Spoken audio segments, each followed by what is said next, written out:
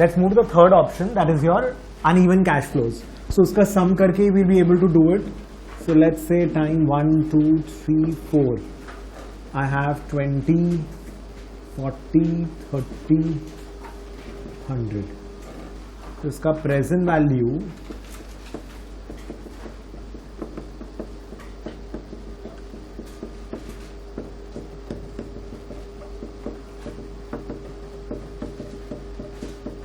obviously, and future value will be present value into 1 plus r to the power 4.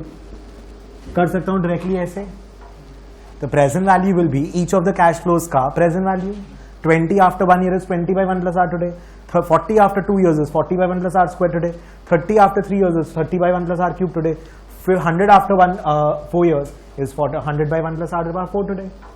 Rate equal to 8% करके कर सकते हैं. So directly manually if I have to do, I'll be able to do the sum this way. Everybody with me? दूसरा चीज, अगर मैं 40 को if I discount 40 over let's say 20 को यहाँ लेके आऊं, फिर यहाँ लेके जाऊं, या 20 को डायरेक्टली यहाँ लेके जाऊं, बात तो एक ही है ना. If I have to calculate future value क्या होगा? Future value is going to be all these cash flows on this date.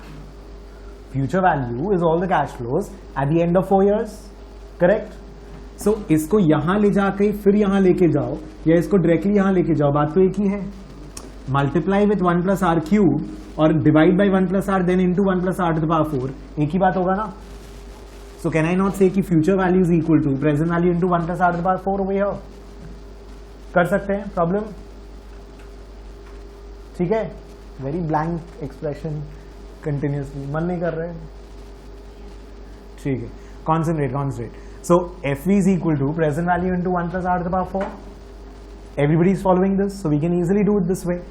अच्छा, अभी कैलकुलेटर में how would we do this? Now calculator में the n I by y PV PMT FV functions cannot be used. क्योंकि PMT क्या होता है? Equal amount at regular intervals. We are in the third option. अपने लोग 1 2 कर चुके हैं, सिंगल कैश फ्लो कर चुके, एन्युइटी कर चुके, एन्युइटी का दोनों टाइप्स कर चुके, ordinary annuity due. Now the problem is that I cannot do the sum using the TVM functions, NI by Y, PV, PMT, FV functions. Now if you notice on the second row of the calculator, just beside the second button, ध्यान दीजिए calculator पे focus करिए. Second के side में 2 buttons दिया हुआ है, एक CF है एंड उसके बाद में एक NPV बटन है. Can you see that? So we'll have to use these 2 buttons now in order to perform this calculation.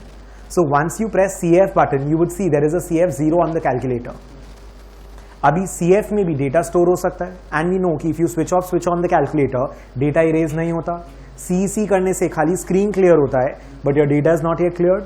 So the moment you press CF, आपको स्क्रीन पे CF0 दिखेगा. तो the first thing you do is second CEC. अभी CEC के ऊपर देखो क्या लिखा हुआ है, clear work. Do you see CEC last button, last row first button, CEC के ऊपर क्लियर वर्क लिखा हुआ दिख रहा है. तो CF0 में अगर कुछ डिलीट करना है तो सेकेंड CEC करना होगा. तो पहले CF0 के अंदर, CF के अंदर जाने का, फिर उसके अंदर क्लियर करना है तो सेकेंड CEC करने का. There are other places also, will do other things also later on. उसमें भी अंदर जाओ फिर सेकेंड CEC करो तो data will get cleared. So CF press करके सेकेंड CEC करेंगे, सो क्लियर वर्क हो जाएगा. All your data is cleared. Everyone with me till here? ठीक है. So CF0 second CEC clear work हो गया, पूरा का पूरा data is erased. Now CF में we need to start storing data. We need to start storing these cash flows. Time 0 पे कोई कैश फ्लो है नहीं है. Now on the first row if you see there is an enter button and there is a scroll up and scroll down button. So we can scroll down and we see पहला आपसे आया C01 मांग रहा है. C01 मतलब cash flow at time 1. So cash flow at time 1 is 20 डालने से कुछ नहीं होगा, खाली 20 टाइप करने से कुछ नहीं होगा till the time you press enter. So 20 type करके जस्ट नोटिस करेगा, कैलकुलेटर पे ध्यान दीजिएगा, the moment you press enter equal to sign comes up. पहले इक्वल टू नहीं था. So the moment I write 20 and I press enter करते ही C01 में 20 स्टोर हो गया है. Then you scroll down, F01 आ रहा है. Just ignore that for the time being. I will come to that in the next question. I will do. वापस से स्क्रॉल डाउन करिए, C02 आएगा. देखिए C02 is 40. You press 40, nothing happens. You have to press enter. तब data store हुआ. Then again scroll down, F02 आ रहा है, we'll ignore that. We'll again scroll down, you'll get C03. उसमें क्या डालना है? 30 enter. Again scroll down, C04 में आकर के 100 स्टोर करना है. Now if I have made a mistake in storing, you can always scroll up and down and move back and forth, and कुछ भी अगर गलती हुआ है, you can always overwrite. If there is any error you've made, and even if you want to check कि मैंने data ठीक से डाला कि नहीं, you can always scroll up and down, you can check for the data and you'll get the answer. मतलब आप ऊपर नीचे करके डेटा देख सकते हो, overwrite कर सकते हो if you made a mistake. Till here everybody stored the data. Now NPV button में आइए. The moment you press NPV button, एक I equal to 0 दिखा रहा है स्क्रीन पे. I is basically again standing for the interest rate. Now we are not using the TVM function, तो आप I by Y में जाके स्टोर नहीं कर सकते. This is a separate function. This is a cash flow function that we are using. अभी I by Y button, sorry I में 8 press करके एंटर करिए. The moment you press enter, I equals to 8 हो गया. Then you scroll down, NPV दिखा रहा है, screen पे दिख रहा है. कंप्यूट प्रेस करना पड़ेगा, आंसर आ जाएगा. NPV stands for net present value. Net present value, net वाला टर्म बाद में करेंगे, but basically it is the net total present value. What is the present value of these 4 cash flows? 150.13. So the answer is equal to 150.13. Is everyone with me? अपना future value कितना होगा? 150.13 into 1.08 to the power 4 ना? अभी क्या होता है? Those who have the professional version of the calculator, there are 2 versions of the calculator. One is the plastic body, one is the metal body. 99% students I've seen use the plastic body वाला. जो लोग का metal body वाला calculator है, professional version है, you can scroll down further and NFV भी आ जाएगा, देखो स्क्रीन पे. जो non professional version है उसमें NFV नहीं है, net future value नहीं देता है. Big deal, doesn't matter. मतलब सारा levels मिला करके एक बार ऐसा लगेगा जरूरत एग्जाम में. So don't have to worry about it and you can simply do it this way ना. इसका आंसर और NFV का आंसर सेम आएगा obviously. You can calculate NPV and then you can do into 1.08 to the power 4. और जो लोग के पास professional version of the calculator है, you can scroll down and press compute. Is everyone with me? क्या किए हम लोग? CF में गए, CF में जाके साफ किया, डिलीट किया, तो सेकेंड CC किया, फिर C0 1 2 3 4 करके डेटा स्टोर किया. कैसे डेटा स्टोर किया? C01, C02, C03, C04. You store the data. उसके बाद में NPV में जाकर के I डालो, I एंटर करो और NPV को कंप्यूट करो. That's it. CF में डेटा डालो और NPV में जाके इंटरेस्ट डाल के आंसर निकालो. That's all we've done. So uneven cash flows is actually that simple. Tell me, is everybody comfortable till here? We have this value set up in this TVM function. Won't affect this, right? हाँ, so even his question is कि अगर आपका NI by Y वगैरह में कुछ और stored है, उससे इसको कोई फर्क पड़ेगा? Of course not, क्योंकि that is a separate. वो पूरा line is separate, NI by Y, PV, PMT, FV, and this is separate. It doesn't matter. I by Y जो आपका NI by Y वाला लाइन में जो stored है, उसका इससे कोई रिलेशन नहीं है. Is everybody comfortable till here? If you want, you can take down this example. मैं एक दो और example कराऊंगा. Take down quickly.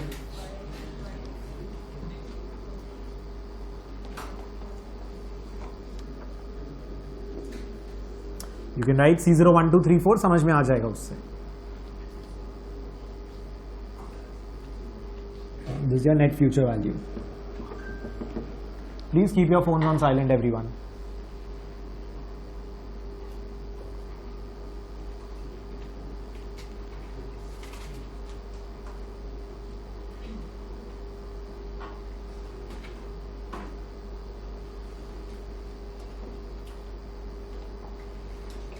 ठीक है, यहां तक एवरीवन ओके? एक एग्जाम्पल और करते हैं.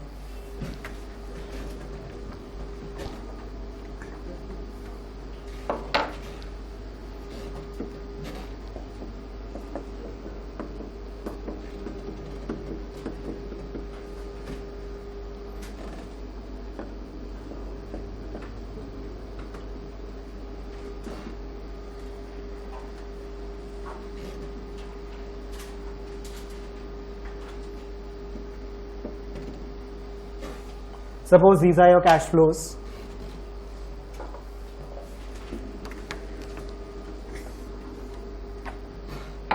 There are two things I need to explain over here.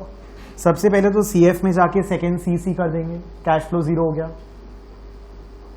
ठीक है, कॉपी कर लो टाइमलाइन. ये एक बार देखो ना, एक साथ कॉपी करना पूरा sum. Concentrate over here. So basically now I need to do the again the calculation. मेरे को इसका प्रेजेंट वैल्यू निकालना है.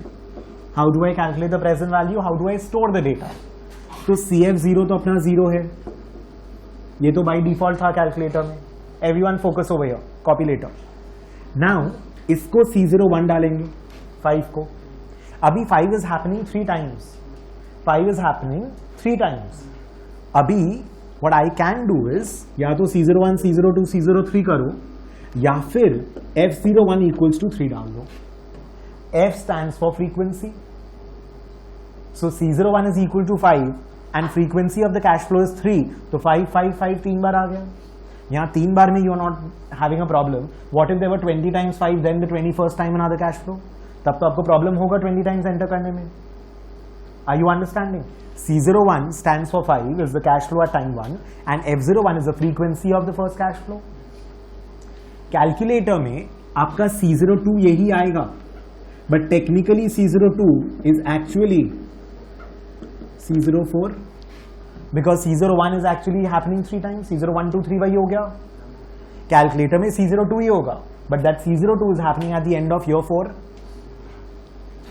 C03. Are you understanding this? अब आप इतना तक डालेंगे. Do this. कैलकुलेटर में डालो पहले. सम कॉपी करने के लिए I'll give you time. Don't worry. Just put the data in the calculator and let's see if you can do the entire thing.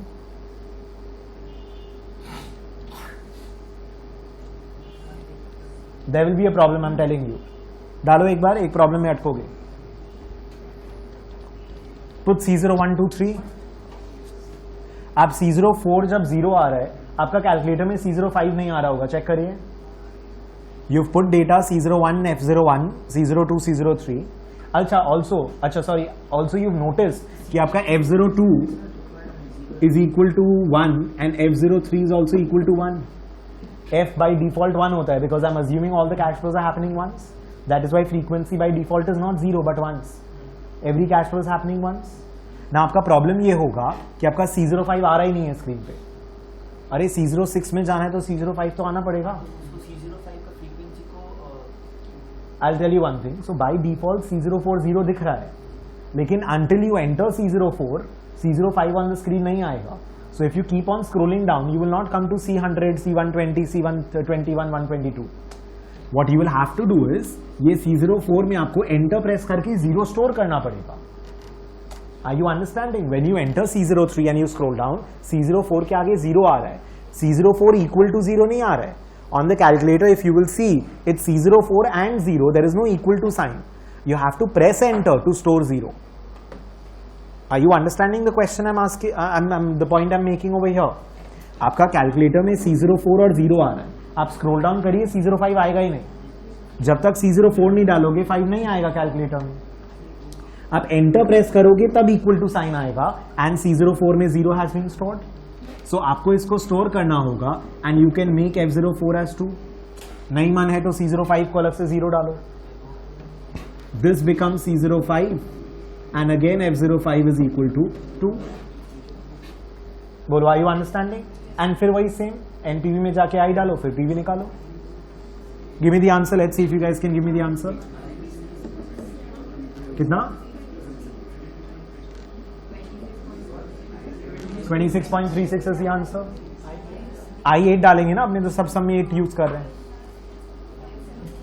हाँ, 26.36 आ रहा है, 79 आ रहा है, 36 आ रही है. Might have made some mistake. Scroll ऊपर नीचे करके चेक कर लीजिएगा.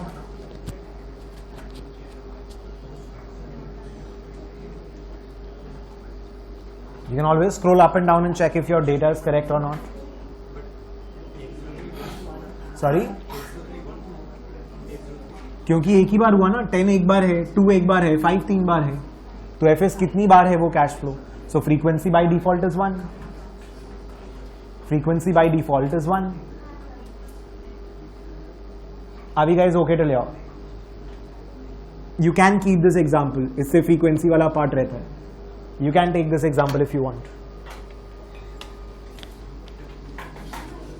एंड उतना बड़ा सोल्यूशन यू ना बुक्स वगैरह में देखोगे तो सोल्यूशन क्या करते हैं ना, एक लाइन से C0 1 2 3 4 करके देते, becomes very irritating. Solutions timeline के हिसाब से करोगे तो will be easier.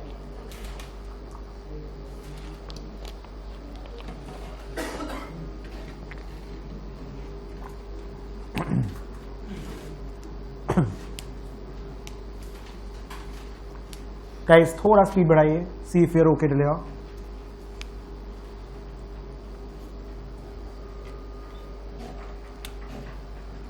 Let me give you a weird sum. Let's see if you can do this.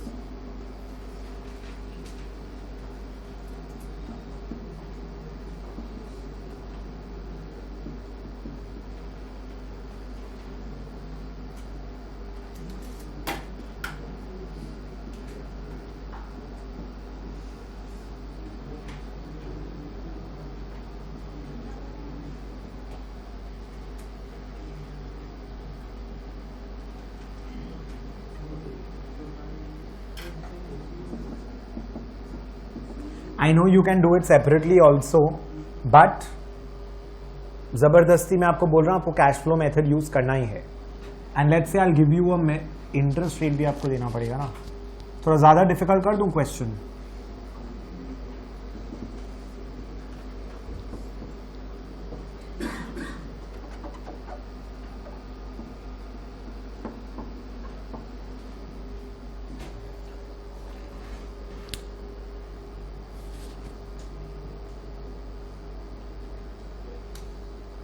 Will you be able to do this question? Anybody's got any idea?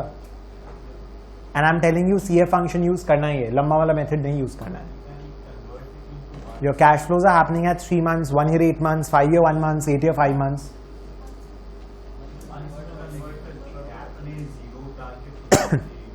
Absolutely correct.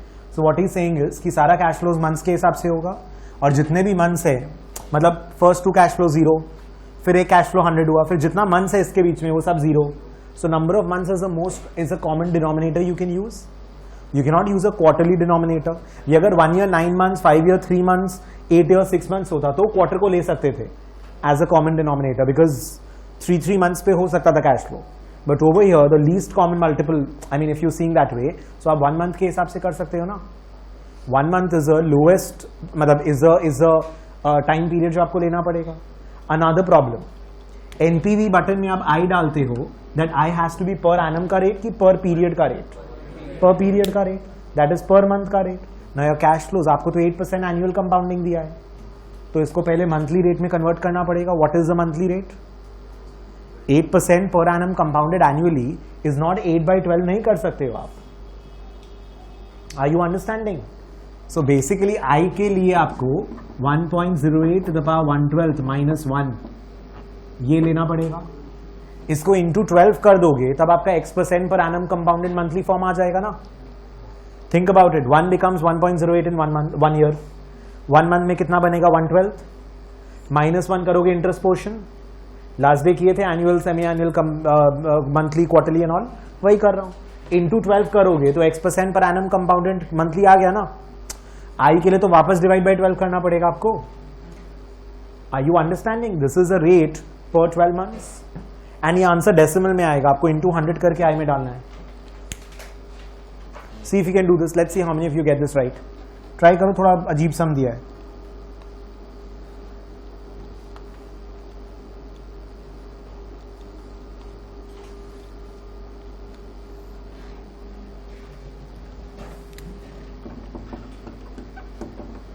.6434 डालना होगा calculator में. 4 decimals तक डालेंगे. अच्छा, make sure your calculators are set to 6 decimal places. So how do you set your calculator to show 6 decimal places? If you see last row में एक format button दिख रहा है, पॉइंट के ऊपर, डेसिमल के ऊपर format. Can everyone see that? Last row decimal point के ऊपर format, above decimal point there is a format. Second decimal point इस फॉर्मेट आएगा. देखो, देखा, उसमें 2 लिखा हुआ होगा शायद. जिन लोग का 2 डेसिमल्स था, 2 लिखा हुआ था. You right 6 and enter. DEC stands for decimal places. अब 6 लिख करके एंटर करिए, 6 डेसिमल में हो जाएगा calculator. Press 6 and press enter, it will become 6 decimal places. Got that? 1202 answer है, देखते हैं. सेकेंड डेसिमल पॉइंट, डेसिमल के ऊपर फॉर्मेट लिखा है. You will see on the screen DC equals to something आएगा. Type 6 and enter, overwrite. ये सब चीज कैलकुलेटर वीडियो में है, don't worry. See if you are good till here. Comfortable यहां तक? लेट्स सी, इसका आंसर निकालने का ट्राई करिए. I will also try to make it.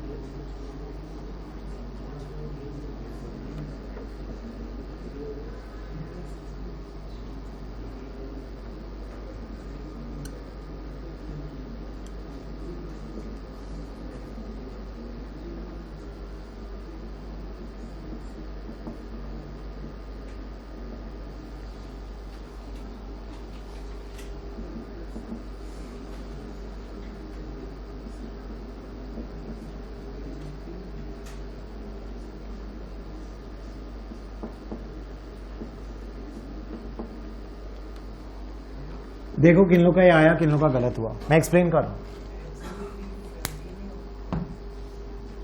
सोचो, F03 will be 16 or not, 16 or 17?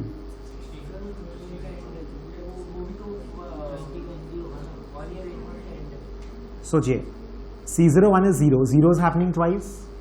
1 month पे, 2 month पे, 3 month पे 0 नहीं है ना.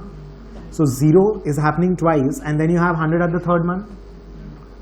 अच्छा, उसके बाद में थर्ड मंथ मतलब 4th मंथ से 12th मंथ मतलब 9 मंथ्स के लिए आपका 0 है उस साल फर्स्ट ईयर में.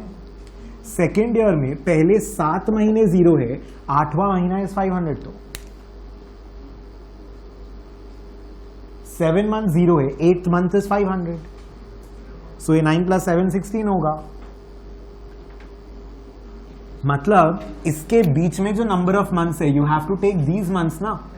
ये भी इंक्लूड नहीं कर सकते, ये भी इंक्लूड नहीं कर सकते. जानबूझ के सम दिए, because I know people make mistakes. Are you understanding? Neither is this 0 nor is this 0. तो बीच में जो नंबर ऑफ मंथ्स है खाली वो 0 होंगे. Are you understanding? You can not take the starting point, you can not even take the ending point. You cannot say 1 year 8 months minus 3 months is 1 year 5 months. 1 year 5 months is 12 + 5 17. 12 + 5 17 नहीं है, वो 16 होगा, because आपने इस month को include कर दिया ना उसमें. Try this, it's not that difficult. I have written this. देखो इसके हिसाब से आपका भी हुआ है कि नहीं. क्या चीज? F0 वो तो एक ही बार हो रहा है ना. 100 इज हैपनिंग वंस, तो 1 ही होगा F02.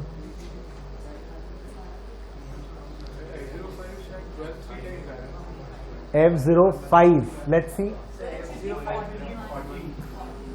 ये 500 आ गया. Next cash flow. उसके बाद 0 कितनी टाइम्स होगा?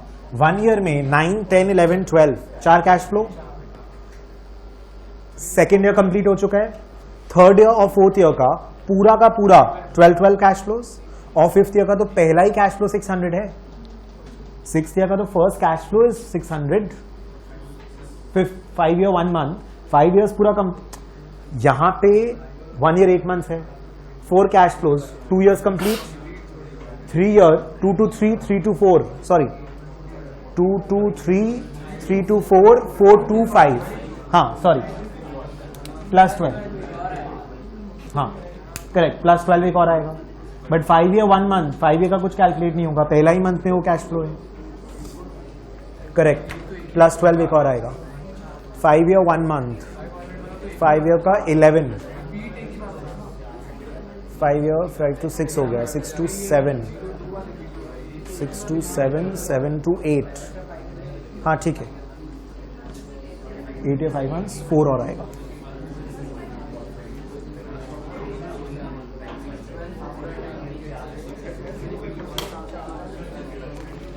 सी अच्छा समय,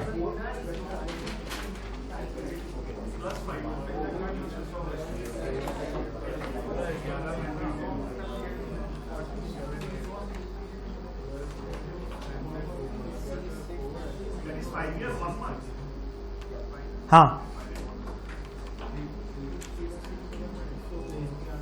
सी this fine, and 5 year 1 month के बाद there are 11 cash flows 5th year में, 5 to 6 खत्म, 6 to 7, 7 to 8, और 8 में 4 कैश फ्लोज होगा क्योंकि 5th कैश फ्लो ही 700 है, तो 4 कैश फ्लो 0 करना है, 5th cash flow is 700, so 4 cash flows in the after 8th year needs to be 0।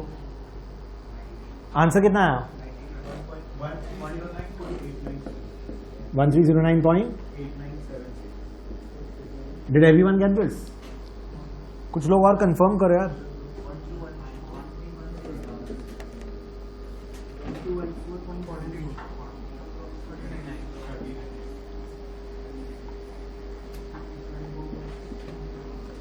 किसी और का कुछ और आंसर आया?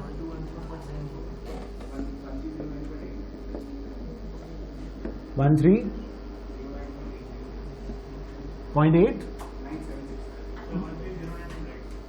1309 राइट है। स्क्रॉल अप एंड डाउन करके चेक कर लीजिएगा कहां मिस्टेक हुआ है। जो scroll up and down and see where you made a mistake. Are we good till here? It's interesting. देखो इवन एग्जाम में ऐसा सब नहीं आएगा। Your concept needs to be so thorough because you never know कहां apply करना पड़े ये सब चीज। If not in level 1 maybe in level 2 you need to apply something somewhere, so you have to be very very comfortable with all these things. Time value of money, whenever you're doing any time value का question, don't get overconfident, always make a timeline and then do the question. The moment you'll make the timeline ना आपका error rate automatically कम हो जाएगा। तो शुरुआत में even later on, even today if you come to me with a doubt ना, I'm going to be making a timeline। बिना timeline के तो मेरे पास doubt लेके भी मत आना, पहले timeline होना चाहिए, doubt होना चाहिए, उसके बाद में I'll solve। मतलब आप जब भी सॉल्व करोगे make sure that you make a timeline and then solve the question. Exam का जो क्वेश्चन पेपर होता है उस पर you have ample space to do all the scribbling and scratching and all that. मतलब यू कैन आराम से do all your rough work on the exam question paper itself and then mark the OMR sheet, so you don't have any problem with that, right? So timelines बना के करिए, गलती नहीं होगा। Even if your practice is very good and everything has happened and sorted, still you will make the timeline and then do the questions. Is everybody absolutely comfortable till here? Everyone sure? सबको ही समझ में आ रहा है सारा चीज यहां तक?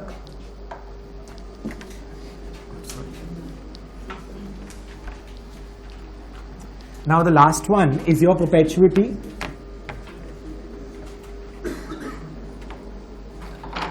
Now guys, perpetuity में आप NI/Y PVPMT नहीं ले सकते because n को infinity कैसे डालोगे? Now don't tell me 1 divided by 0 equal to करके n में डाल देंगे, कैलकुलेटर नहीं चलेगा वैसे। कैलकुलेटर में you can not put n as infinity and then do the questions. Perpetuity is very very simple. Perpetuity का फॉर्मूला में your present value is equal to A/I, और rather I would like to write it as PMT/I/Y। ना ये formula कैसे आए, कैसे work करता है, इज वेरी सिंपल। परपेचुइटी मतलब क्या? आज से फॉर एग्जाम्पल मेरे को I want to give a donation of let's say $12,000 rupees, 12,000 का scholarship, $12,000 का scholarship I will give every year till infinity. I'm going to die. I want to give a donation to my college and I want कि $12,000 का per annum scholarship मेरे नाम पे किसी बच्चे को दिया जाए. So $12,000 needs to go as a scholarship every year till eternity. आप आज अपने पैसे से एक दो बच्चे को पढ़ा दिए तो उससे वो हमेशा के लिए बेनिफिट नहीं ऑनगोइंग होगा, right? So there are certain scholarships and all that are given by colleges which goes on for ever and ever, right? So suppose that is what I want 12,000 का स्कॉलरशिप टू बी गिवन. एक बच्चे का school fees let's say for example is $12,000. So suppose I want to give that kind of money on an annual basis till eternity, till perpetuity, till infinity. आज से suppose bank में rate अगर 8% है तो आपको बैंक में आज कितना डिपॉजिट करना होगा या कितना डोनेशन देना होगा for this to happen? The answer is going to be 12,000 by 0.08. I'll explain the idea. Just give me the answer first. 12,000 into 0.08 कितना है? 150,000. 1,50,000.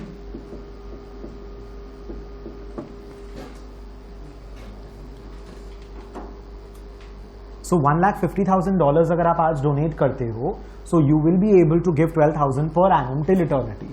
How does that work? पहले एक बार लॉजिक पार्ट थोड़ा देख लेते हैं. आपने 1,50,000 डाला, आपको 1 ईयर के एंड पे कितना इंटरेस्ट मिलेगा? 150 इंटू 8% विच इज 12,000. आपने 12,000 निकाल लिया. Please you have taken out 12,000. तो आपका 1 + r टू द पावर वाला स्कोप गया ना. When does 1 + r thing happens? When 8% है वो री इन्वेस्ट हुआ, फिर 8% उसका बना, फिर वो 12,000 री इन्वेस्ट हुआ. 1 lakh becomes 1,50,000 becomes 1,50,000 plus 8%.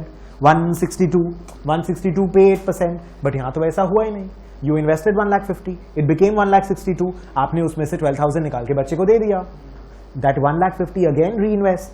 I am assuming that the rate of interest is constant, so it is still 8% again. तो वो वापस 1,50,000 12,000 देगा. आपका 12,000 फिर आपने निकाल के बच्चे को दे दिया. So again 1,50,000 is reinvested. So the compounding does not happen. So basically what you are doing is कि ऐसा क्या X amount डिपॉजिट करूं जिसका 8% is 12,000. यही तो कर रहे हो कि कितना डिपॉजिट करने का जिससे कि 8% 12,000 आए. ये एक्चुअली सिंपल इंटरेस्ट टाइप का फॉर्मूला हो गया. And you are getting confuse because simple interest में आगे इतना देर से कंपाउंड इंटरेस्ट करते करते. अभी भी क्लास 9-10 में ही है हम लोग. मतलब with respect to what we are studying right now, we are still in class 9 compound interest, simple interest. Also if you guys could recall, ISC students class 11-12 में एन्युटी था अपना. एन्युटी का कैलकुलेशन आप लोग वो फॉर्मूला से कर चुके हो. If you guys remember, present value आता था 1/1 + r⁴ n-1 ऐसे करके. एंड इसको इंटू 1 + r⁴n करोगे तो 1 + r⁴n वो FV आता था. FV used to be PMT/r into this, और ये PMT/r इंटू दिस करके आता था कुछ. If you guys remember, annuity का formulas किया, we don't need it. We've done already. We've done annuity का sums and all. You don't need this. यही सब था ना 1/1 + r⁴n-1 करके into PMT/r used to give you present value. और future value इसको 1 + r⁴n से multiply करो. PV into 1 + r⁴n is equal to FV. तो इसको 1 + r⁴n से multiply करो, 1 + r⁴n-1 आ जाएगा.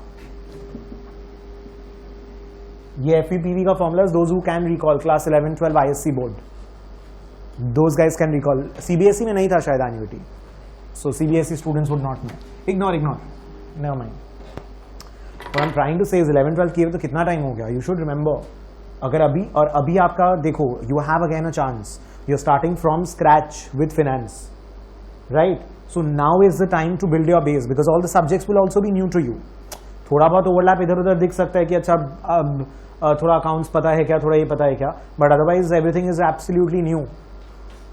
Right, portfolio, derivatives, fixed income, these are all new subjects to you. Quants, in a way, if I can say so.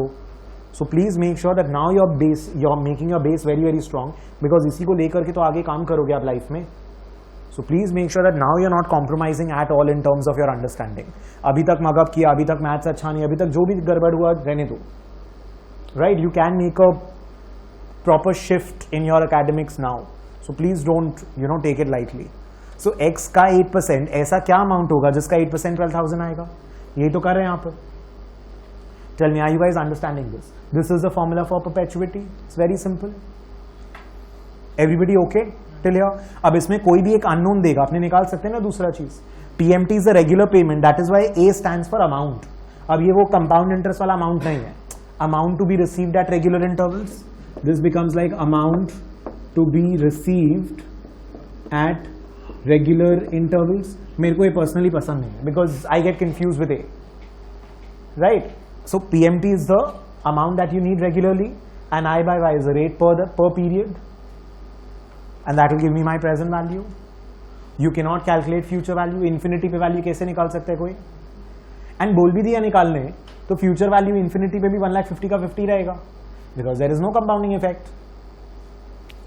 Infinity पे भी 150 तो will remain at 150 ना, assuming interest rate 8%। आप तो 12,000 निकाल लिया, 12,000 निकाल लिया, तो ultimately your amount is 150 at every single year. So even future value बोल दिया तो 150 बोल देंगे, बिग डील। बोलिए, are you guys understanding this? Now suppose I'll make it a little complicated for you. Let's see. So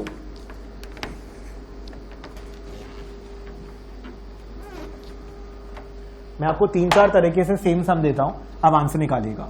so 8% compounded annually, 12,000 payable annually, ये तो हम लोग कर चुके। इसका आंसर आपने निकाल के दिया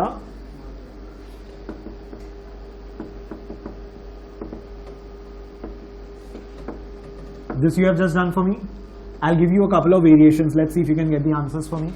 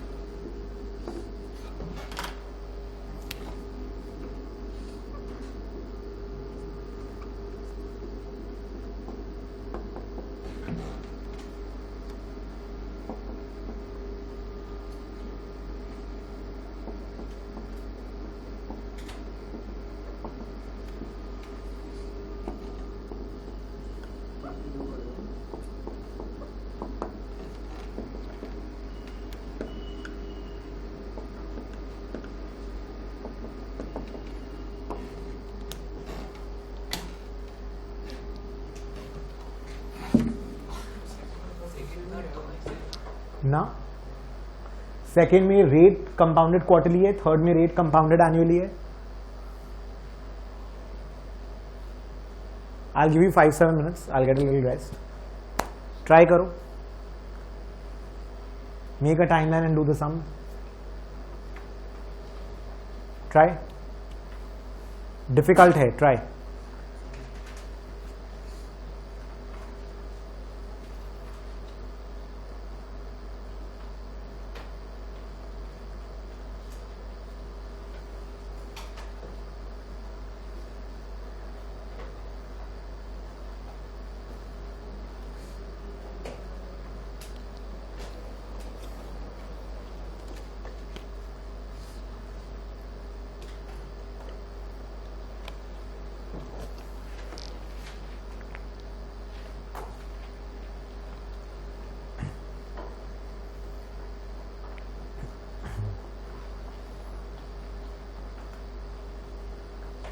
Try this.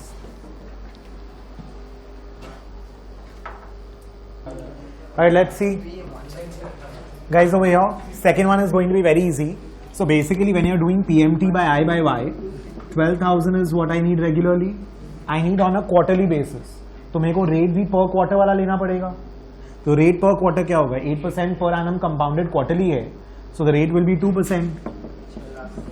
So this is going to be obvious सा बात है। पहले मेरे को 12,000 पर एनम चाहिए था, तो 150 डिपॉजिट करने से हुआ। अभी आप 4 टाइम्स अमाउंट मांग रहे हो, you want 12,000 per quarter, so obviously you'll have to put in much more money today, na? In the first situation, you were asking for 12,000 on a per annum basis for eternity, but now you're asking for 12,000 every 3 months में, so obviously the amount of money is going to be much more. आज ज़्यादा deposit करना होगा ना अगर हर quarter में आपको 12,000 चाहिए तो। Is everybody following this? Next में प्रॉब्लम क्या है? 8% कंपाउंडेड एनुअली है लेकिन पेबल क्वार्टरली है। Now understand the idea is कि मेरे को हर 3 मंथ्स में 12,000 चाहिए, तो ऐसा एक अमाउंट डिपॉजिट करूं जिससे कि इस पीरियड में उसका इंटरेस्ट 12,000 होना चाहिए ना। Are you understanding?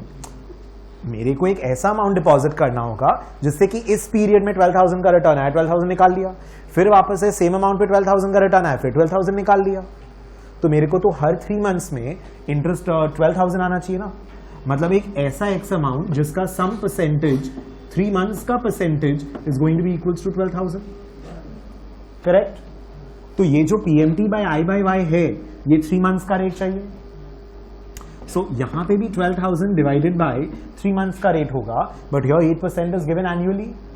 सो मेरे को आई नीड 3 मंथ्स का रेट. सो 3 मंथ्स का रेट कैसे आएगा? 1.08 to the power 1/4 minus 1.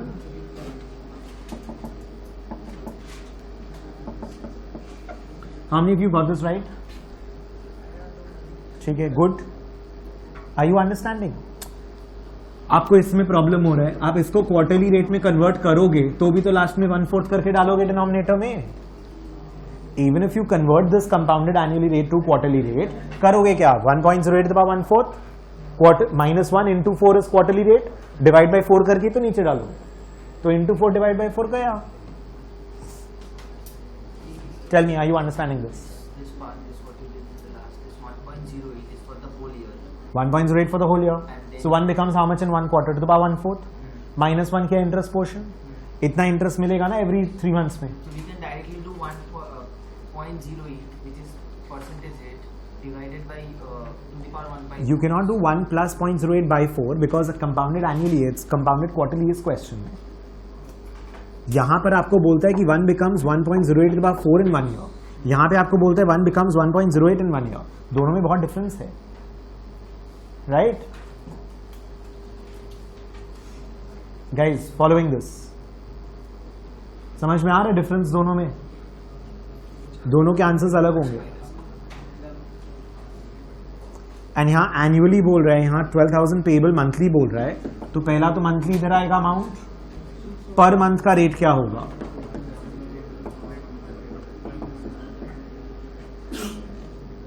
If you don't like it, into 12 is the monthly rate. Monthly compounding rate आया तो पर मंथ का कितना? This. You converted into monthly rate, monthly compounding. Monthly compounding is this, तो per month का कितना? इतना.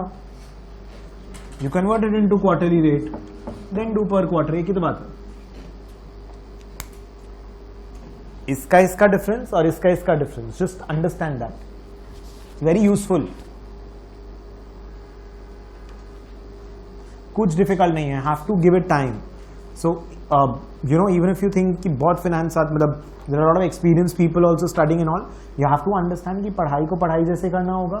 You have to give these numbers घर पे जाके टाइम, कि अच्छा ये करके देखता हूँ इससे आंसर क्या आएगा, अच्छा अगर ऐसा होगा तो कैसा होगा.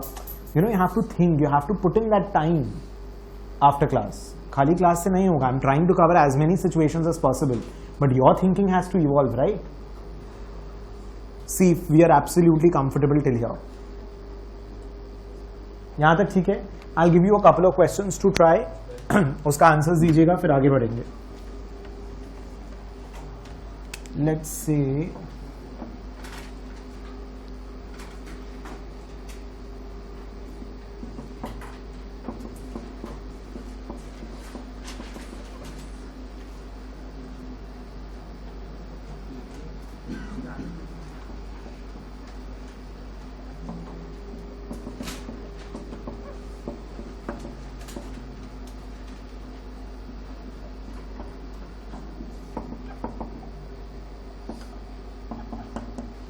give me this answer.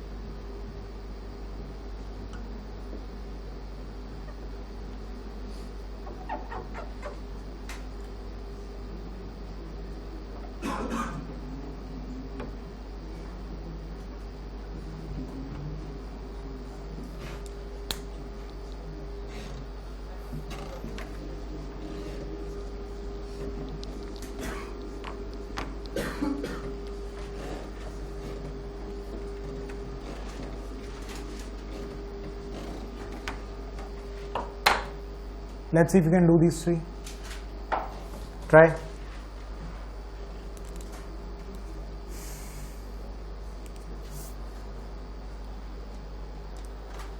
Alright, let me solve these questions now.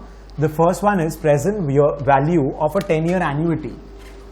10-year annuity times 0. 10-year annuity tells you कि annuity 10 years का है. तो 10 times cash flow मिलेगा. क्या cash flow मिलेगा? $200 का cash flow मिलेगा. Beginning at the beginning of 6th year. So 5, 6, 7. Your cash flows begin at the beginning of 6th year. You start receiving the money. You start receiving the annuity at the beginning of the 6th year. And the rate is given 6% के हिसाब से. All I need to do is obviously ये 200 कब तक जा रहा है मेरे को पता नहीं, but 10 times होगा. काउंट कर लो ना 10 times क्या होगा. 5 plus 10 15 नहीं 14 होगा because 5th year का cash flow is also there. 5, 6, 7, 8, 9, 10, 11, 12, 13, 14. So 10th cash flow will be at the time 14. आपको बोला है ना beginning at the beginning of 6th year. Beginning of 6th year क्या है ये? Your cash flows will be, you'll start getting the cash flows from the beginning of the 6th year. ये 6th year है, ये end of 6th year, ये beginning of 6th year. Your cash flows are starting at the beginning of 6th year. So now all I need to do is n equals to 10, I by y equals to 6, PMT equals to 200 and compute PV. ये जो PV आएगा, ये time 4 पे आएगा. Please don't make a mistake. Ordinary annuity का जब सम करते हो 1 ऑनवर्ड्स कैश फ्लो होता है. PV is calculated at time 4. 1 से कैश फ्लो होता है, पीवी निकल के आता है टाइम 0 पे. यस, सो देन ये जो आंसर होगा by 1.06 to the power 4 is equal to, this is your final answer. How many of you got this right? बस I am repeating it again. So basically it's a 10-year annuity, मतलब 10 times cash flow है. Annuity कितने का है? $200 का है, तो 200 10 बार ही मिलेगा. The cash flows are beginning. It's beginning at the beginning of 6th year. Beginning of 6th year is year 5. तो year 5 onwards 200 10 times आएगा. तो ये 200 10 times का present value अगर normal method से करोगे तो यहीं पे आंसर आएगा ना निकल के. क्योंकि normal ending annuity, we are not using BGN mode. Annuity ending annuity use करेंगे. Why use BGN mode? तो टाइम 1 से 100 था तो उनका पीवी तो टाइम 0 पे आता था ना. तो अगर आपका कैश फ्लोज टाइम 5 से है तो पीवी तो 4 पे निकल के आएगा. एंडिंग एन्युटी, नॉर्मल एन्युटी, और cash flows begin from year 1, you get the PV at time 0. So यहाँ पे if your cash flows are beginning from time 5, you will get the answer at time 4, right? और 4 पे जो answer आएगा उसको time 0 पे लेके जाना होगा. सो जो पीवी आया divide by 1.06 to the power 4, that should be the answer. How much is the answer? किसका राइट आया? Is this the answer? 1165.97. ठीक है. क्या चीज? इसको किसमें? Annuity second. Okay. So guys, if you do using BGN mode, आप BGN mode करके आंसर किए तो वो आंसर यहाँ पे आएगा PV. तो divide by 1.06 to the power 5 करना पड़ेगा. सेम चीज है. If you do BGN mode, then आपका यहाँ पे आएगा ना PV. तो आपको 1.06 to the power 5 करके करना होगा. Same thing, answer will be the same. 1165.97 is the answer. See if you guys have a problem.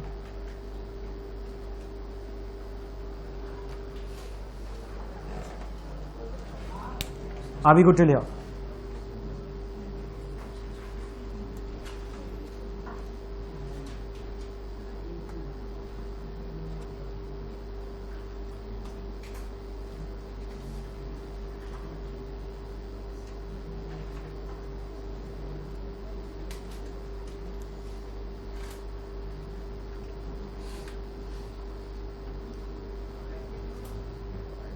All good? I'll erase this. I'll move to the second question. 1165.97.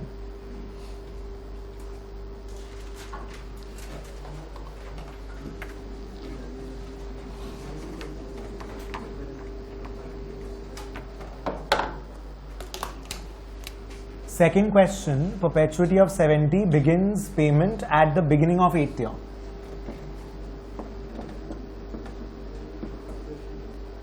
Beginning of 8th year, perpetuity है 70 70 70 till infinity. 75.9 and the payment is beginning at the beginning of 8th year, मतलब time 7 से, और हम लोग को उसका present value चाहिए.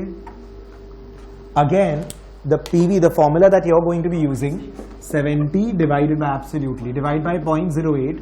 ये अपना पीवी जो आएगा वो टाइम 6 पे निकल के आएगा. So this by 1.08 to the power 6 is equal to your answer. कितना आया? 548 पॉइंट.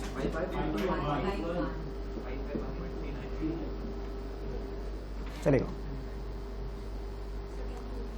सो परपेचुइटी का फॉर्मूला है, you are going to be getting 70 from the beginning of 8th year, that is time 7. Time 7 से 70 70 70 हमेशा मिलेगा. अभी अगर आपको 12,000 पर एनम मिलने वाला था तो उसका प्रेजेंट वैल्यू तो टाइम 0 से आया था ना, जो अपने प्रीवियस क्वेश्चन किए थे परपेचुइटी का. तो यहाँ 70 70 मिलेगा तो टाइम 6 पे इतना आएगा ना, जो प्रेजेंट वैल्यू आया उसको you have to take it to time 0. Also if you have a confusion, let's take it. पहले वाला एग्जाम्पल याद करो, 1,50,000 था. अगर आज ही 12,000 मिल जाएगा तब तो खाली 138 इन्वेस्ट हुआ नेक्स्ट ईयर के लिए. 138 का 8% थोड़ी 12,000 होगा. आज 150 इन्वेस्ट करोगे तब तो एंड पे जाके 12,000 मिलेगा ना. तो पीवी आज कैलकुलेट हुआ है, payment end of the year से होगा. Ordinary annuity always. Getting the idea everyone? Understanding? Payment eight the end of the year से चालू होता है, पीवी आज निकल के आता है. तो अगर पेमेंट 7 से हो रहा है, टाइम 7 से, तो पीवी टाइम 6 पे निकला होगा. Tell me, is everybody comfortable? Sure everyone? पक्का? Last question. PV of a 5-year annuity, $50 payable every 6 months. So 6 months का एन्युइटी है, 5 years का, मतलब एक्चुअल में n इक्वल टू 10 हो जाएगा. 5 years का एन्युइटी है और आपको 6 months पे कैश फ्लो मिल रहा है. And starting 7 years from now. So from now 7 years, 6 की 7, आज से 7 साल के बाद 0 to 1 year खत्म हुआ, 2 पे 2 year खत्म हुआ, 7 पे 7 years खत्म हुआ. Starting 7 years from now, now there is a little confusion, huh? I know. अब starting 7 years from now, मतलब I would assume PV of 5-year annuity, $50 payable every 6 months, starting आज से 7 year, तो यहां से ही पेमेंट चालू हो जाएगा. ये मैंने सोचा भी नहीं था वैसे क्वेश्चन देते टाइम, बट स्टिल ठीक है. So the payments are happening from the 7th year onwards. ध्यान दो, डिफिकल्ट है क्वेश्चन, गंदा है, मतलब अच्छा गंदा क्वेश्चन है वैसे, मतलब. So the 50-50 will start from 7th year. 7 year के एंड से पेबल है ना. PV of 5-year annuity, $50 payable every 6 months, starting 7 year से पेमेंट चालू. And the rate is 8% quarterly. I know it is a little ambiguous. ऐसा भी सोच सकते थे कि एन्युइटी 7 साल के बाद से शुरू होगा. I know that could have been an interpretation, I agree. Exam में और क्लियरली क्वेश्चन स्टेट करेगा, because exam में we don't want to leave any kind of ambiguity when we are questioning. but ठीक, एक बार ऐसे करते हैं, let's assume this way. 5 साल यहाँ से जाएगा. हाँ, 5 साल तक रहेगा तो there are 10 times. कहाँ एंड होगा, I don't need it. ठीक है. अच्छा, now the rate is given 8% quarterly. मेरे को पहले तो सेमी एनुअल रेट चाहिए. Semi annual rate is 1 becomes 1.02 square, ये रेट है 6 months का. इंटू 2 करोगे तो x% पर एनम कंपाउंडेड सेमी एनुअली आ गया. मेरे को interest portion of semi annual चाहिए, 6 months चाहिए. I by y तो रेट पर 6 months हुआ ना, तो रेट पर 6 months इससे आ जाएगा. 1 becomes 1.02 in 1 quarter. 1 becomes 8% quarterly, मतलब 2% per quarter, मतलब 1 becomes 1.02 to the power 4 minus 1 EAY है. 1.02 to the power 4 minus 1 EAY है. 1 becomes 1.02 in 3 months, so 6 months में कितना, whole square. Minus 1 is interest portion. Into 2 करोगे तो x% पर annum compounded semi annually आ गया ना. मेरे को इंटू 2 नहीं करना है क्योंकि मेरे को 6 months का ही रेट कितना हुआ वो चाहिए. दैट इज हाउ मच, बताइए. 4.08 क्या, 4.04%. तो मेरे को I by y, so n equals to, again ध्यान देना बहुत इंटरेस्टिंग है, n equals to 10, I by y 4.04, rate पर 6 months चाहिए ना. इट इज 8.08% पर एनम कंपाउंडेड सेमी एनुअली, मतलब 4.04 एवरी 6 months में मिलेगा. PMT equals to 50 F V zero है, उसको छोड़ो, वो बाई डिफॉल्ट जीरो है. टी वी इक्वल्स टू जो आंसर आएगा वो आंसर टाइम 6 पे आएगा, टाइम 6 पे आएगा, उसको 0 पे लेके जाना है. Exactly, good. टाइम 6.5 पे आएगा ना, बिकॉज पर पीरियड इज 6 मंथ्स. और इसको 6.5 years मतलब 13 semi annuals, 1.044 to the power 13404. सोचो, because one period is 6 months, so 7 पे जो कैश फ्लो 7 ऑनवर्ड्स जो है 6 months पे 50 है ना, तो प्रेजेंट वैल्यू तो 1 term पहले आएगा. 1 term इज 6 months, तो आपका जो आंसर है वो 6.5 years पे आया, उसको 0 पे लेके जाना है. आपको ये पसंद नहीं है तो आप इसी कैश फ्लो को divided by the same cash flow को, if I want to use that only, 1.02 कितना क्वार्टर होगा 6.5 years में, 6.5 into 4 26 क्वार्टर. एक ही बात है, 1.02 होल स्क्वायर ही 1.0404 था. 1326, big deal. Are you understanding this? ये करो वो करो, एक ही बात है. 2%, 1 becomes 1.02 in 1 quarter. 6.5 years में कितना क्वार्टर है? 6.5 into 4 quarters, 26 quarters. बोलिए, इज दिस ओके? आंसर कितना आया? कितना? 2 please.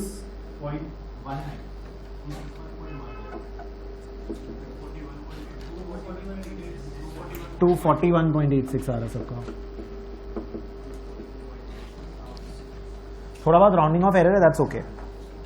That depends on how much of rounding off you done.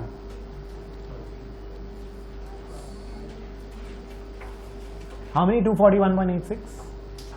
ठीक है, we'll take that as the answer. बोलो, अभी गुट ले आओ. बोल, कहाँ डाउट है? Sure?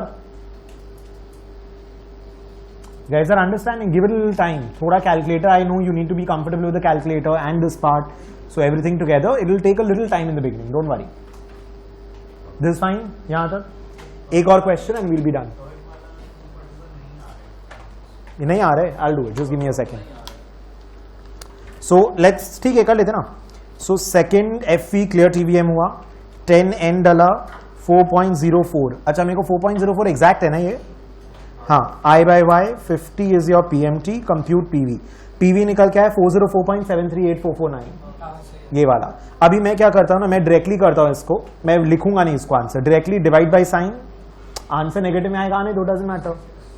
Bracket open, 1.0404 to the power 13 bracket close equals to 241.86 is the answer. अरे n तो 10 टाइम्स ही है ना, कैश फ्लो तो आपको 10 टाइम्स मिल रहा है, आप 11 कैसे ले सकते हो? It's a 5-year annuity, so you'll have cash flows 10 times. At the end of the 5th year, we'll take. Cash flows are starting at the beginning of 7th year, but annuity 10 years मतलब 5-year annuity 6 monthly cash flow है, तो आपका cash flow, number of cash flows 10 ही होगा. End at 11.5. It's like a beginning annuity which starts at year 5. मतलब अगर 5-year annuity तो 5 years का ही payment होगा, बिगिनिंग पे हो सकता है, एंड पे हो सकता है, right? So that you can not, मतलब वो वैसे नहीं होगा, 11 कैश फ्लो नहीं होगा, n equals to 10 ही होगा. ठीक है यहाँ तक everyone? I'll just discuss one small little question and then we'll be done for the day.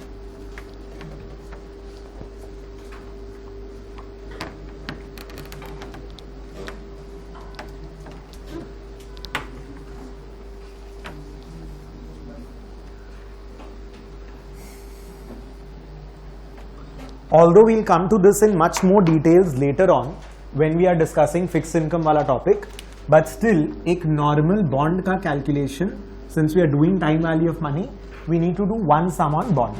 ठीक है? But otherwise bond का details में, पूरा बहुत details में we'll spend multiple classes when we do fixed income topic.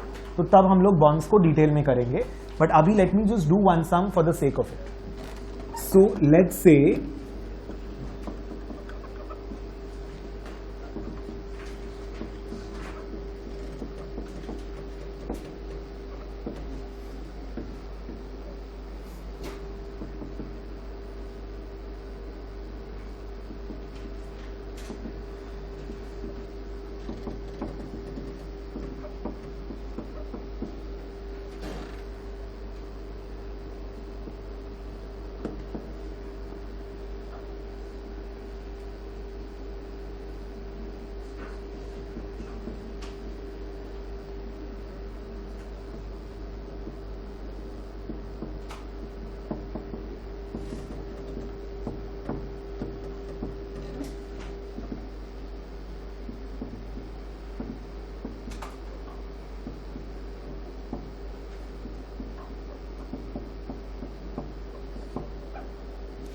So this will be a little difficult right now, but once we do fixed income, this part will be the most easiest.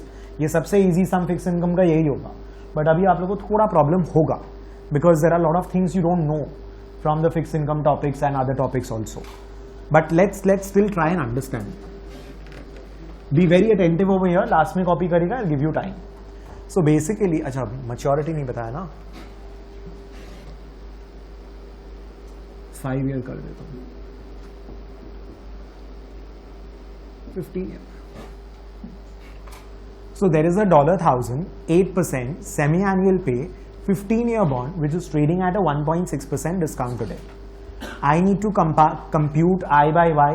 मेरे को actual में YTM calculate करना है. YTM क्या है अभी नहीं है, fixed income में सीखेंगे. And compute intrinsic value if market rate is 7.8% compounded semi-annually. There are two parts to the question. ठीक है.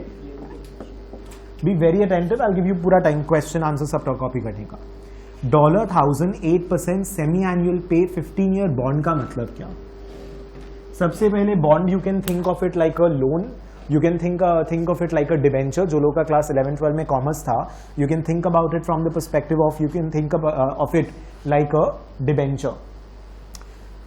It is like a loan that the company has taken. जैसे company shares issue कर सकता है, हम लोग कंपनी का shares खरीद सकते हैं, वैसे companies can take loan from the bank और the company can take loans from us, so which are in the form of bonds और debentures. It's like a loan that the company has taken from us and each security का value is $1,000 का. $1,000 bond मतलब आपको maturity पर, which is 15 years over here, it's a 15-year bond, so the maturity is 15 years, you are going to receive 1,000.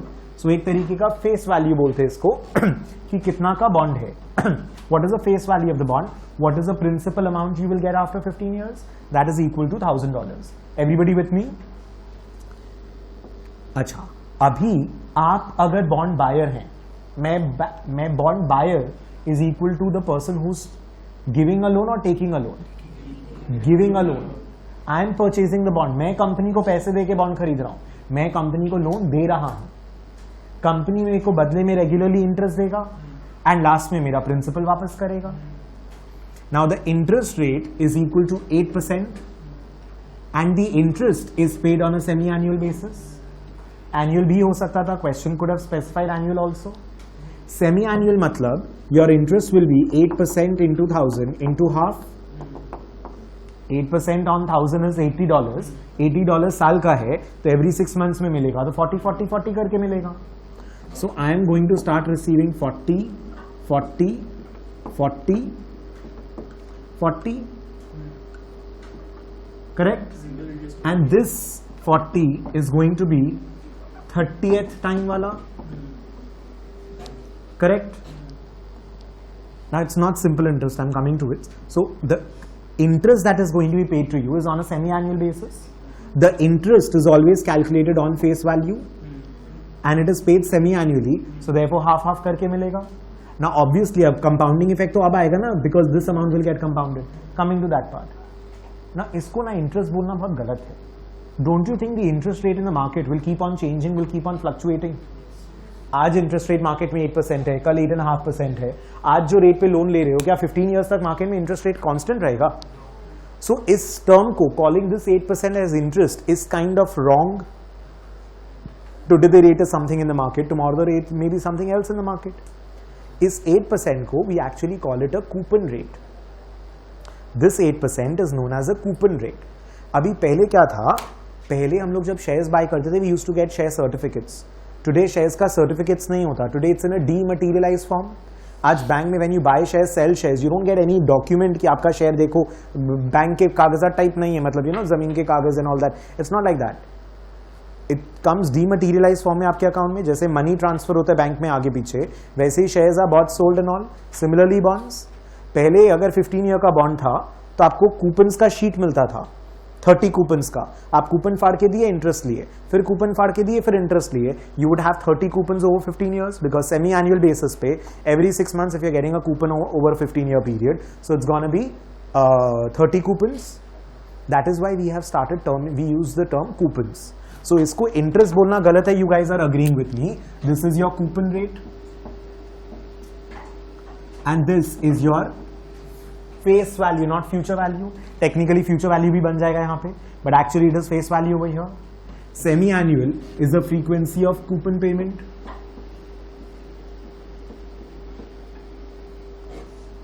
$15 years is the maturity, कि जिस दिन आपको principal अपना वापस मिलेगा, फेस वैल्यू अपना वापस मिलेगा. Correct everybody? Now it is trading at a 1.6% discount. ये दूसरा दो अलग अलग क्वेश्चन है, बी वेरी अटेंटिव, थोड़ा डिफिकल्ट कॉन्सेप्ट है. Now the first thing it is saying is it is trading at a 1.6% discount. मतलब इसका market price is equal to 1000 minus 1.6%. It's trading at a 1.6% discount. The discount is always with respect to face value. So 1000 minus 1.6% is $984. ये पूरा process क्या signify कर रहा है? आज I can pay $984. I will get a bond.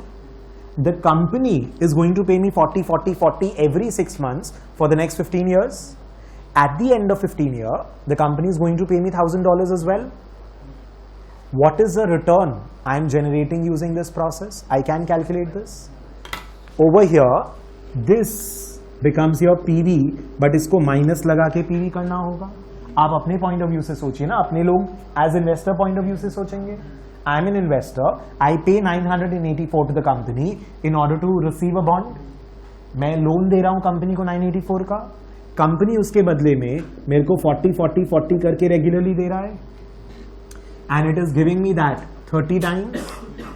It is also giving me $1,000 in the future at 15 years.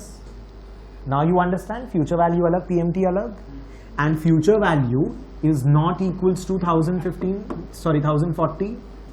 वो गलत है, 1040 नहीं कर सकते, because 40 in your end times is already included. Future value अलग है. n टाइम्स आपने 30 टाइम्स 40 लिया, तो ये 40 आ चुका है n टाइम्स में. फ्यूचर वैल्यू 1000 नहीं है, 1040 नहीं है, 1000 है, because that 40 is already included. So PV, PMT, FVN, and now if I am a bond purchaser, if I am buying the bond, I'll pay 984, I'll get this and I'll get that. Company के point of view से company को 984 आज मिलेगा plus, और company को 40 देना होगा minus, and 1000 देना होगा माइनस.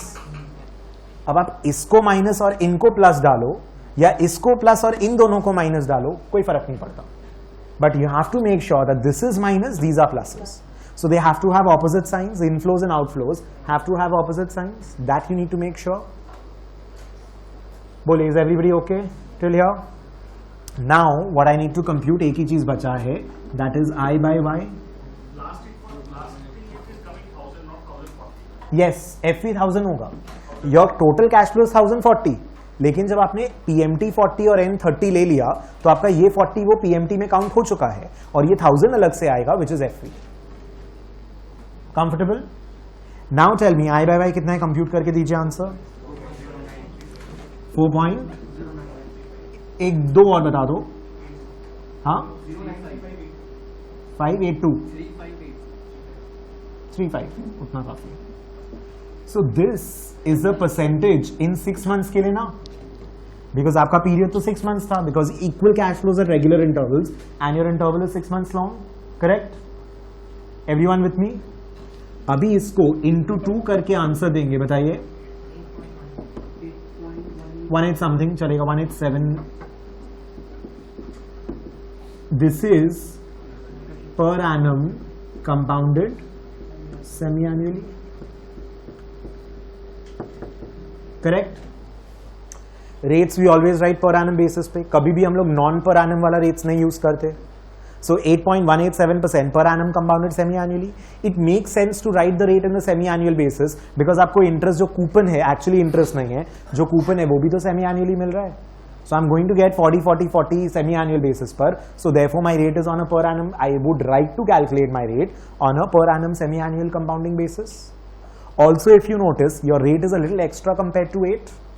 8 तो आपको मिल रहा है, और दूसरा 984 दे करके 1000 मिल रहा है, वो 16 एक्स्ट्रा दे रहा है ना आपको रिटर्न. 8% के हिसाब से तो I am getting the interest, and 984 आज दे रहे हो, 1000 मिल रहा है लास्ट में, you getting that extra 16 as well. So that is why your ultimate rate is a little more than 8%, little more than 8%. Is everybody absolutely 100% okay till here? This is also known as YTM, जिसका discussion एकदम short में अभी बता रहा हूँ, but when we do fixed income we'll discuss. I'll give you time to copy, just एक बार 5 minute और. Now this 8.187%, the idea is YTM क्यों बोलते हैं? If I buy a bond today by paying 984 and I hold the bond till maturity 15 years तक, तब जाकर के ये कैश फ्लोज मिलेगा और तब जाकर के मेरा return will be 8.187%. YTM stands for yield to maturity, maturity तक का yield. अगर I am selling the bond in 10 year और 5 ईयर टाइम बीच में, तो 1000 मिलना कोई गारंटी नहीं है. उस दिन मार्केट में जो बॉन्ड का प्राइस होगा वही मिलेगा ना. I know there are lot of questions that's coming to your mind, will do it in fix income, but very basic, very ऊपर से अंडरस्टैंड. अगर मैं 5 इयर्स या 10 इयर्स में बॉन्ड को बेचूंगा तो मार्केट में जो प्राइस होगा उसमें बेचना होगा. कंपनी तो आपको 15 ईयर का बॉन्ड है, 15 ईयर का डिबेंचर है, तो 15 ईयर पे ही 1000 देगा ना. So if you sell the bond at 5 year or 10 year, I don't know what the market price will be, so I cannot guarantee you getting a return of this. But if you hold the bond until maturity, maturity तक hold करके रखोगे, तो you will get 40 and last में 1000. You are paying 984 today, so the return that you are going to generate is 8.187% per annum compounded semi-annually. That is your yield to maturity. Is everyone absolutely comfortable? Sure. You had copied the question, is it? Question सबको copy कर लिया था. वो arrow दे करके कुछ बनाना तो बनाओ. Copy this later. Let me just erase this and do the next part of the question. फिर एक साथ दोनों सोल्यूशन कॉपी करिएगा. This part A. You can just put these black में जो लिखा है, you can just take that. वो हो गया तो I will do the second part, then you copy later together.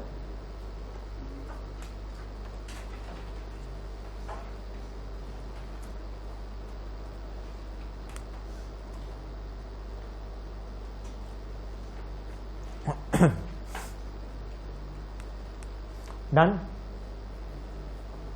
Everyone? Good till here?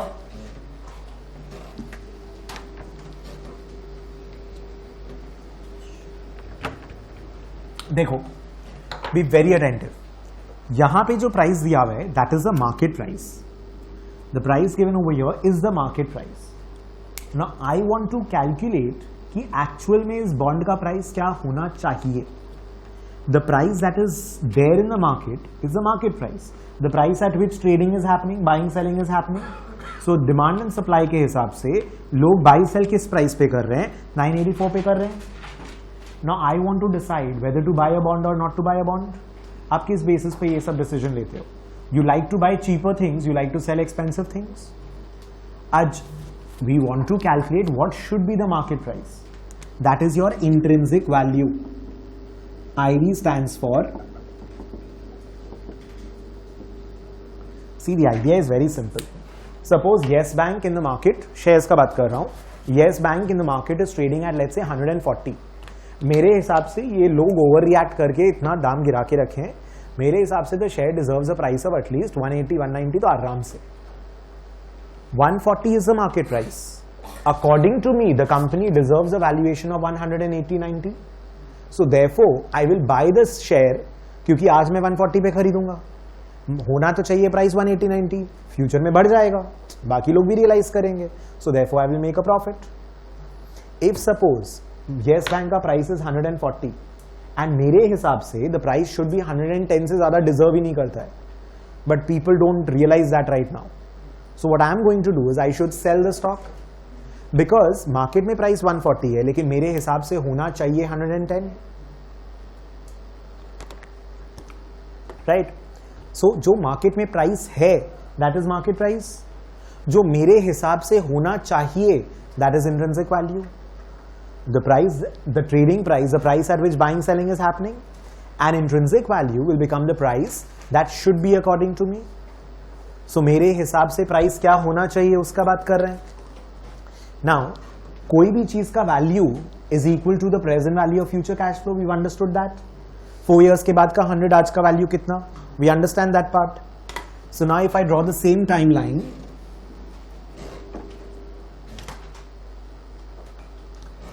with 40, 40, 40 1000 plus 40, this is 15 years, this is 30th cash flow. यहाँ पे I want to find out कि price क्या होना चाहिए.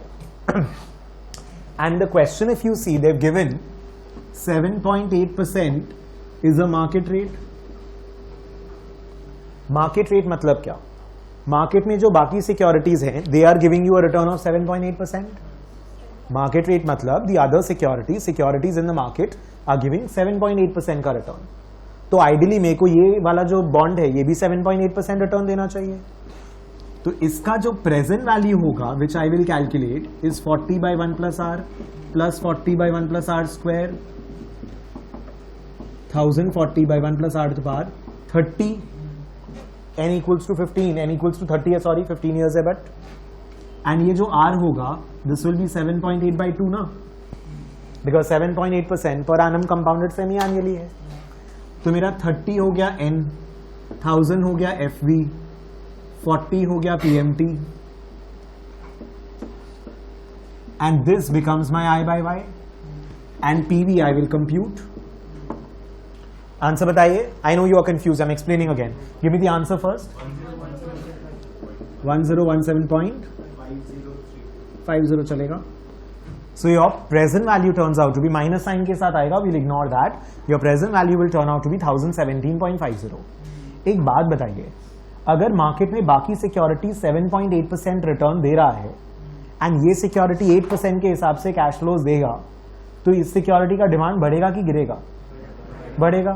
Other securities in the market are giving you 7.8% return. This security is giving you 8% का cash flows. So इस security का demand will obviously go up. People would want to sell वो 7.8 वाला फालतू सिक्योरिटी एंड बाय ये 8% वाला security. Demand will increase, so therefore prices will increase. Prices will increase कैसे? लोग डिमांड करेंगे, प्राइस बढ़ेगा. इसका प्राइस बढ़ के 1017.5 हो गया. अभी when the price becomes 1017.5, your return will actually become 7.8%. क्यों? क्योंकि the present value of 1040 at 7.8% is equal to 1017.50 ना. 40 का PV at 7.8% rate is equal to 1017.50. इतना पे बॉन्ड खरीदोगे तो 7.8% रिटर्न रियलाइज करोगे. Price of the bond should be 1017 because बाकी securities in the market are giving 7.8% return. तो ultimately ये सिक्योरिटी भी 7.8 देना चाहिए. अगर आज के दिन ज्यादा दे रहा है तो बाकी लोग ये रियलाइज करेंगे. They will start purchasing this bond, they will push the prices upwards bond का. सब कोई खरीदेगा. Demand goes up, prices go up till it becomes 1017.5. तो मैं अगर आज मार्केट में इस पे खरीद लेता हूं एंड व्हेन फ्यूचर में ये बढ़ जाएगा, इस पे सेल करूंगा, मेरा प्रॉफिट हो गया ना. Tell me, are you guys following this? So I'm purchasing the, so market price, now understand, market price को कैश फ्लोज के साथ इक्वेट करके जब रिटर्न निकालते हो तो वो YTM होता है. I am equating the market price कि इतना में बॉन्ड खरीदा, ऐसा कैश फ्लो मिला. अभी बताओ what is the return I am generating if I by the bond at this price. And second situation में मैं कैश फ्लोज को मार्केट रेट से डिस्काउंट कर रहा हूं and I'm calculating the price of the bond कि क्या होना चाहिए. Over here, if you see, this is the input, market price is the input, and this is the output. I calculate this. This is the output. Over here, this is the input. I put the market rate, and I calculate. This becomes my output. Market का rate डालते हो तो you are able to find out कि price क्या होना चाहिए. Intrinsic value, market price इतने में खरीदोगे और ये कैश फ्लोज रहेगा, and if you hold the bond until maturity then this the return you will realise. Are you understanding? When you are equating market price, logic समझिए. इतना में खरीदा और ये कैश फ्लो मिला, तो बताओ मेरा क्या रिटर्न बना. मैं आज इतना दूंगा आपको, आप मेरे को फ्यूचर में इतना दोगे, तो बताओ कितना रिटर्न जनरेट हो रहा है. और यहाँ पे मार्केट में बाकी सिक्योरिटीज इतना दे रहे हैं, इतना रिटर्न दे रहे हैं, तो आपका सिक्योरिटी का वैल्यू कितना होना चाहिए? That is intrinsic value. That is intrinsic value. Intrinsic value और मार्केट वैल्यू का डेफिनेशन लिखा दूंगा यार. तो फिर now you can take this. I again revise this. Take this now.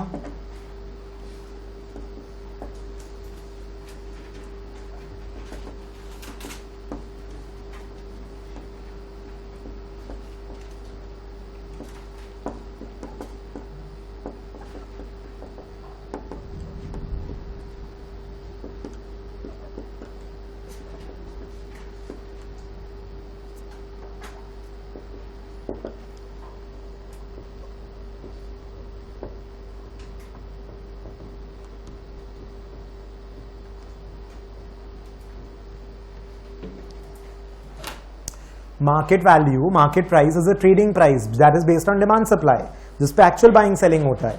Intrinsic value is a price that should be, मेरे हिसाब से जो प्राइस होना चाहिए, that is based on the calculation, valuation formula, जो भी तरीके से मैं आंसर निकालता हूं, right. So take the definition at the end, take the solution. पहले ये पार्ट ए लीजिएगा, फिर पार्ट बी लीजिएगा, and I will again revise it, don't worry. Take the part A first, then the part B.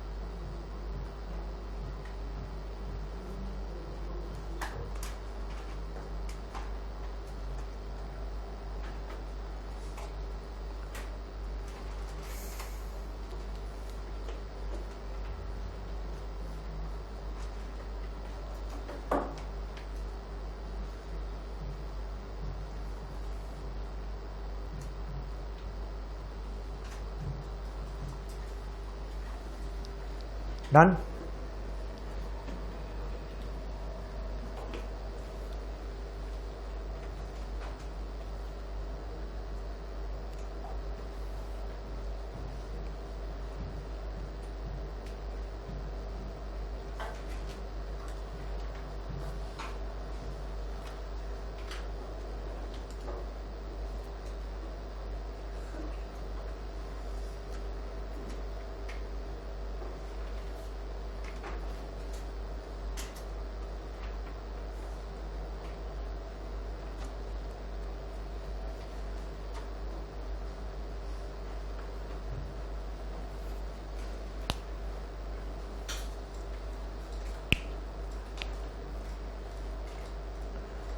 Guys don't worry, I will discuss more into this. इसमें और भी काफी कुछ है, बाद में आएगा। फिक्स इनकम जब करेंगे ना तब डिटेल्स में आएगा। Basically what is a bond? It's a simple loan security, एक इंस्ट्रूमेंट है जहां पर I am going to be purchasing the instrument. Let's say मैंने 984 देकर के कंपनी से खरीदा। कंपनी इस लोन के बदले में जो मैंने दिया है कंपनी को, वो मेरे को रेगुलर बेसिस पे इंटरेस्ट देगा, एंड उसको अपने इंटरेस्ट नहीं कूपन बोलेंगे, because that rate is fixed. Now say for example if I do an FD today, I do an FD at the rate of 8%, तो 10 इयर्स का एफडी किया। अब 4 इयर्स के बाद में भी तो एफडी तो मेरे को 8% ही देगा ना, बट मार्केट में interest rate can change. That is why the terminology, क्योंकि इसको कूपन बोल रहे हैं, क्योंकि ये 40-40-40 फिक्स्ड है 15 इयर्स का, एंड 15 ईयर के एंड में company is going to give you face value which is equal to $1000। Now if the market price is 984, अगर मैंने 984 डाला और मेरे को उसके बदले में कैश फ्लोज मिला, तो ऐसा कौन सा रेट होगा जिससे इन कैश फ्लोज का present value is equal to 984? वही तो हो रहा है। The present value 984 is equal to the present value of these cash flows at what rate? That is I by Y। तो अगर मैं 984 इन्वेस्ट किया एंड मेरे को ये कैश फ्लोज मिला, तो मेरे को क्या रिटर्न मिला? What is the return that I have realised? At what rate is the PV of these cash flows equals to 984? That is this value, this rate. एंड ये रेट जो है वो 6 मंथ्स का रेट आया, because my time period were 6 months basis का। I doubled it, and now this rate is X% per annum compounded semi-annually format में, and I'm calling it yield to maturity (YTM), which we will discuss later on in fixed income. The idea is that only if I hold the bond till maturity, then I will get these cash flows, and then I will realize that return. इसमें और भी है 1-2 चीज points, वो बाद में होगा। And दूसरा चीज, अगर मार्केट में सिमिलर सिक्योरिटी 7.8% का रेट दे रहे हैं, तो मेरे को how much should I be willing to pay for this security? I'll discount this cash, this security is going to give me 40,040. So in सबका PV discounted at the rate of 7.8%, that is what I should be willing to pay. I should be willing to pay. Later on I can compare कि market price और intrinsic value को compare करेंगे बाद में. Intrinsic value ज़्यादा है, market price कम है, मतलब सस्ते में मिल रहा है, होना चाहिए ज़्यादा, खरीदो. And दूसरे तरीके से भी देख सकते हो, the security is giving you more return, you need only 7.8. Because market में the other securities are giving you 7.8% return, so you're happy with that. But this security is giving you 8.187% return, so therefore I should go ahead with this security. But this analysis, intrinsic value more than market price, therefore buy. Intrinsic value less than market price, therefore sell. We will get into this part little later. Right now, I just wanted you to understand कि देखो इस sum में N, I by Y, PV, PMT, FV पांचों use में आया. I just wanted to do that sum. Are you seeing N, I by Y, PV, PMT, FV पांचों सम में use आ रहा है? Because there are all the 5 things. You have a PMT and an FV both. So in this case, you have to enter any 4 things to back calculate 5th thing. But जहां ये PMT, FV दोनों नहीं था, उसमें there were 4 things. You will be given 3. You have to calculate the 4th. But here all the 5 variables are here. Time value of money functions. बोलिए, comfortable? Completes this part.